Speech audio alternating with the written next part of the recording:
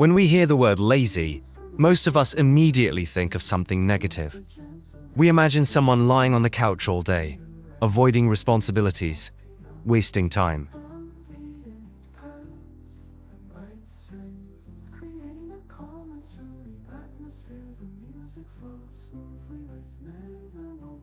But the truth is, what we call laziness is often not about being weak, irresponsible, or unmotivated. In fact, psychology shows us that laziness is less about character and more about habits, mindset, and environment. Think about this. No one is born lazy. Children are naturally curious, energetic, and willing to try new things. Over time, though, our brains learn patterns. If a task feels too big, too stressful, or not rewarding enough, the brain pushes us to avoid it.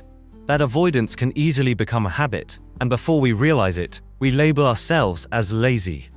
But here's the important part. It's not your fault. Your brain is simply doing what it's designed to do, avoiding pain and seeking comfort. If a task feels overwhelming, boring, or impossible, your brain looks for a fastest way out. That's why scrolling on your phone feels easier than starting a project. It's not that you don't care, it's that your brain is protecting you from discomfort, even if it's in a small, everyday way. The good news is that habits can be changed. Laziness isn't a permanent personality trait, it's a pattern that can be reshaped. Here's how. Break tasks into small steps. Big goals can feel paralyzing, but if you make them tiny and specific, your brain won't resist as much. Instead of saying, I have to write a report, try, I'll just write the first sentence. Make the start easy. Often the hardest part is simply beginning. If you make the barrier low, you're more likely to move forward. For example, if you want to exercise, just put on your shoes. Once you start, momentum builds naturally. Reward yourself. Your brain loves rewards. Even small celebrations, like taking a short break, enjoying a snack, or checking something off your list, help train your mind to associate effort with pleasure instead of pain. Change your environment. Sometimes laziness is simply a result of too many distractions. If your phone is constantly buzzing, your brain will take the easy path and avoid work. By adjusting your environment, silencing notifications, creating a clean space, you make focus more natural. Be kind to yourself.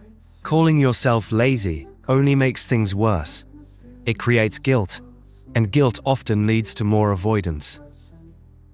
Instead, treat yourself with compassion. Recognize that you're not broken, you're just stuck in a habit. When you shift your perspective, you realize that laziness isn't a personal failure, it's a signal. It's your brain telling you, this feels too much right now. If you listen carefully and make small changes, you can retrain your mind.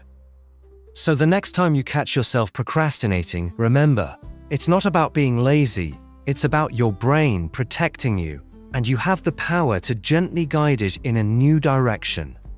Laziness is not who you are, it's just a habit. And like any habit, it can be unlearned.